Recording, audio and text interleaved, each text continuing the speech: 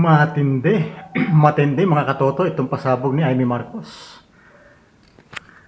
Isipin mo binulatlat niya na gumagamit daw talaga ng droga si PBBM. Matindi, muntik na yata kami. Baka muntik na maupo si Sara nito. Siguro excited na si Sara kung saan man siya naroon nung umakit pa lang siguro si Amy doon sa stage.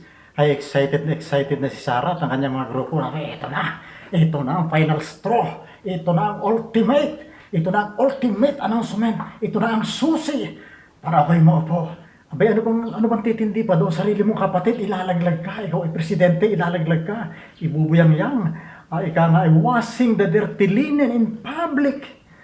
Na ikaw ay nagdodroga. Hindi lang yun. Pati raw si Lisa, pati yung mga anak ay drogista lahat daw. At hindi itong pasabog ni Manang Ivy, Pero ang nangyari? Wala. Nanlupaypay ang puwersa.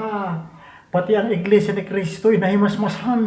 Anong nangyayari ito? Bakit ganito? Hindi ito ang plano namin. Sa bagay, hindi natin sigurado, kung hindi rin niya kaisa ang Iglesia dyan sa plano na yan, para imposibleng hindi nila alam, naaakit si Aimee, Siguro nakita lang nila na noong second day, medyo nababawasan yung tao. So, hindi na nag-third day. Kasi baka 10 na lang ang matira doon sa third day. So, yun po, nangyari pasabog ni Amy Marcos. Pero matindi itong nabasa kong di umano'y pahayag ni Lisa Araneta.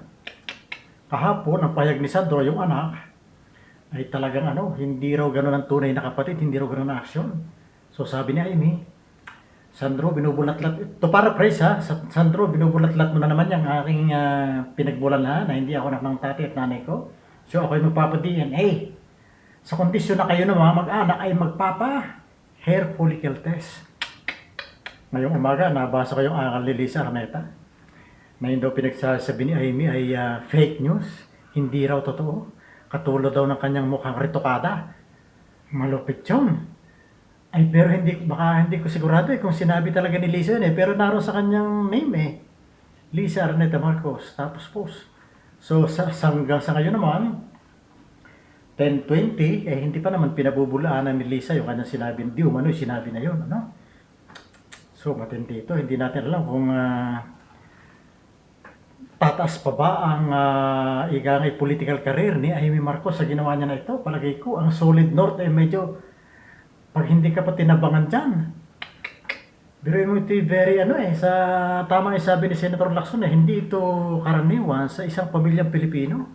Lalo na ikaw ay nasa politika, ikaw ay nasa celebrity status. Hindi ito karaniwan nasisira ka ng mismo mong kapatid Kasi nga ito yung tinatawag do not, ito ang basic dito na rule do not wash your dirty linen in public. Yan ang ating pamusong kasabihan na sa Pilipinas Yung mga ikangay labahing marurumi, huwag mo nang lalaban yan. Huwag mong ibaboyang yan sa madlang people. Okay? Ako personally ang aking teorya talaga ay gumagamit si PBBM ng droga. Teorya ko lang yun, pwede ako magkamali. Yan noon, ng mga nakaraang panahon. Hindi kasi makikita mo yung manifestation sa kanyang face. Yung sinasabi nilang pag-iwi, ganyan. Para ang teorya ko din si Anjo, teorya lang naman si Anjo Iliana, parang gano'n din Para pag siya nagbablog, parang nililinis lagi niya ang bibig niya. Ayan, mga sign daw yan Pero sa ngayon, ang teorya ko ay hindi na gumagamit. Saka hindi issue yan I mean, pwede ba siya maging impeachable offense? Unang-una, kailangan mo ng ebidensya. Meron ka bang video na gumagamit? Yung dating video, AI Hindi naman pwedeng verbal lang. Higit sa lahat,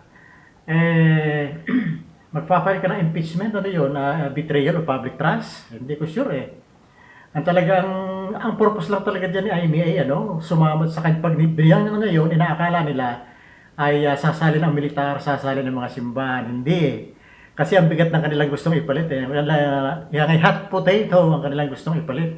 Medyo mainit sa kamay, bibitawan mo. Si Sara Duterte, ang gusto lang ipalit medyo mabigat. Ika nga hindi siya saleable merchandise sa majority ng mga nag-iisip na Pilipino. Hindi siya mabenta sa mga Pilipinong nag-iisip. Doon sa hindi nag-iisip, baka mabenta yun sigurado. Pero yun nga, sa ikang ay matino pag-iisip, nasa katinoan ng pag-iisip ay mahirap ibenta isang Sara Duterte. So, shocking! Grabe! Yun na usually sinasabi ng ibang vlogger, ano?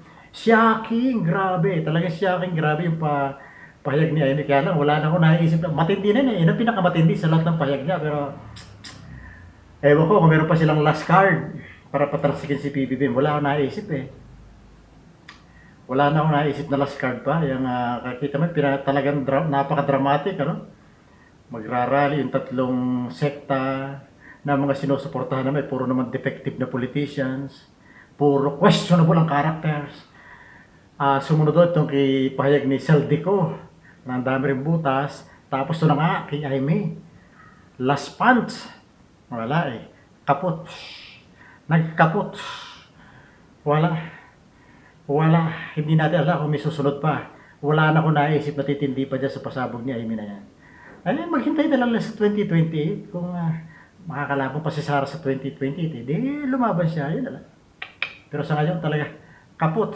Ay sabi ni Crispin Remulla, ni Boying, ombudsman, kahit pa daw 10 milyon niyang mag-rally na yan, wala. Patutupad niya ang batas. Kakasuhan ang dapat kasuhan. So, ibig sabihin, ay kahit pa 10 milyon yan, hindi kami masisindak. Ayan. Kahit pag kalaking pondo ang ibuhos dyan, inuman, foreign country man yan, sa bulsa man ng ni Sara at Pulong, gaya nung sinasabing expose ni Ramon Tulfo, wala. Marami pa naman silang pondo. Siguro walang ubos yung kanilang PC. Kung baga sa Saranggola, walang ubos ang kanilang PC as far as pondo ang pag-uusapan. Real talk lang naman. Sino ba naman magrarally nang wala kang pondong ibibigay? Kailangan yung mga masters, kaya kailangan yung mga leaders, masarap ang buhay sa ngayon. Kahit bigo yung kanilang misyon, ay sarap ng buhay ng mga leader ngayon, ng mga nag-organize yan. Ay, sarap ng buhay. Yung mga nainitan, nagpunta doon, habang kanilang mga masters is nasa air-conditioned hotel at nag-aabang, anak ko lang na yun, libreng pagkain, libreng accommodation siguro, libreng tubig, pocket money, hindi ko alam kung magkano. May nagsasabing 3,000, sobrang laki naman ng 3,000. Sa multiply mo nga, 600 umaten dyan, 600,000 plus daw. I-multiply mo nga sa 3,000 pesos, malaki. So, hindi naman siguro ganun kalaki yun. Anyway, yun na nga.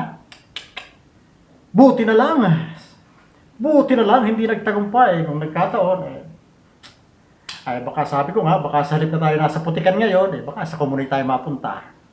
Hindi baga.